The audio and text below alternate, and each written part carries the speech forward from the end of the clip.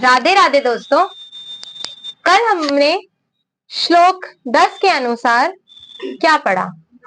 हमने पढ़ा कि भीष्म द्वारा संरक्षित अपनी सेना को अजेय बताकर अब दुर्योधन सब ओर से भीष्म की रक्षा करने के लिए द्रोणाचार्य आदि समस्त महारथियों से अनुरोध करते हैं।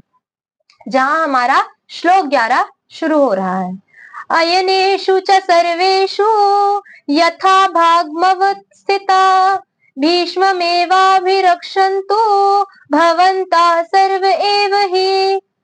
इसलिए सब मोर्चों पर अपनी अपनी जगह स्थित रहते हुए आप लोग सभी निसंदेह भीष्म पितामह की ही सब ओर से रक्षा करें।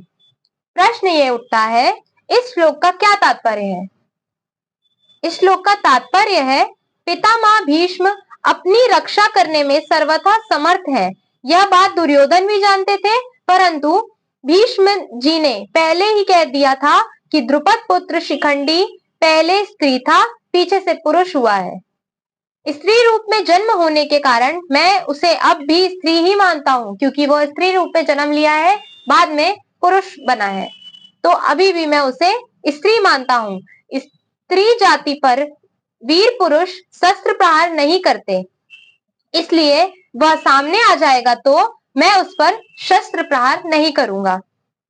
इसलिए सारी सेना के एकत्र हो जाने पर दुर्योधन ने पहले भी सब योद्धाओं सहित दुशासन को सावधान करते हुए विस्तार पूर्वक यह बात समझाई थी। यहाँ भी उसी भय की संभावना से दुर्योधन अपने पक्ष के सभी प्रमुख महारथियों से अनुरोध कर रहे हैं कि आप लोग जो जिस व्यूह द्वार मोर्चे पर नियुक्त हैं, सभी अपने अपने स्थान पर दृढ़ता के साथ डटे रहें, उस युद्ध में डटे रहें और पूरी सावधानी रखें, जिससे किसी भी व्यूह द्वार से शिखंडी अपनी सेना में प्रविष्ट होकर भीष्म पितामह के पास ना पहुंच जाए।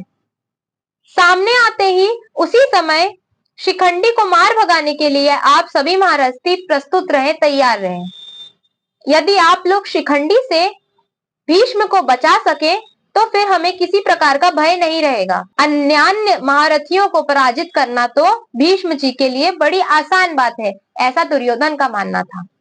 इसका संबंध है दुर्योधन के द्वारा अपने पक्ष के महारथियों की विशेष रूप से पितामह भीष्म की प्रशंसा किए जाने का वर्णन सुनाकर अब संजय उसके बाद की घटनाओं का वर्णन करते हैं।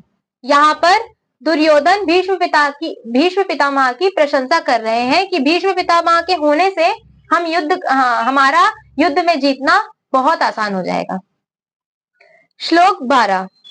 तस्य संजनयन् हर्षं कुरु वृद्धा पितामह सिंहनादं विनोद्योच्चैः शंखं दद्मो प्रतापवान। कौरवों में वृद्ध बड़े प्रतापी पितामह भीष्म ने उस दुर्योधन के हृदय में हर्ष उत्पन्न करते हुए उच्च स्वर से सिंह की दहाड़ने के समान गरज कर शंख बजाया। श्लोक का भाव यह है कि भीष्म पितामह कुरुकुल में बाल्मीकि को छोड़कर सबसे बड़े थे। कौरवों और पांडवों से इनका एक सा संबंध था और पितामह के नाते ये दोनों के ही पूज्य थे, क्योंकि तभी उन्हें पितामह कहा जाता था। इसलिए संजय ने इनको कौरवों में वृद्ध और पितामह कहा है। अवस्था में बहुत वृद्ध होने पर भी तेज बल, पराक्रम, वीरता और क्षमताएं ये अच्छे अच्छे वीर युवकों से भी बढ़कर थे। जहां जो अन्यान्य सैनिकों में और इस पक्ष के दुर्योधन के पक्ष में जितने भी वीर थे उनसे भी ये बढ़कर थे। इसी से इन्हें प्रतापवान बतलाया है। किसमें प्रतापवान बतलाया है? श्लोक में, श्लोक 12 में इन्हें प्रतापवान बतलाया है।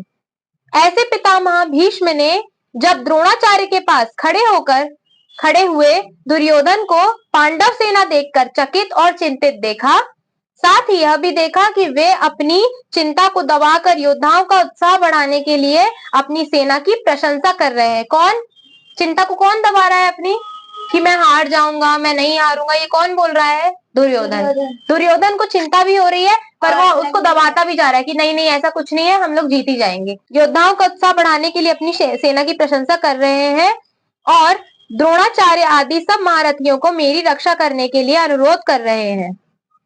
तब पितामह ने अपना प्रभाव दिखलाकर उन्हें प्रसन्न करने और प्रधान सेनापति की हैसियत से समस्त सेना में युद्धारंभ की घोषणा करने के लिए सिंह के समान दहाड़ मारकर बड़े जोर से शंख बजाया। किसने शंख बजाया? भीष्म पितामह ने। किसको बल देने के लिए? दुर्योधन को, और दुर्योधन की चिंता खत्म करने के लिए, क्योंकि जो भीष्म पितामह थे वो क्या थे? कौरव सेना के क्या थे? प्रधान सेनापति। ठीक है, तो आज का ये श्लोक हमारा संपन्न हुआ। राधे राधे।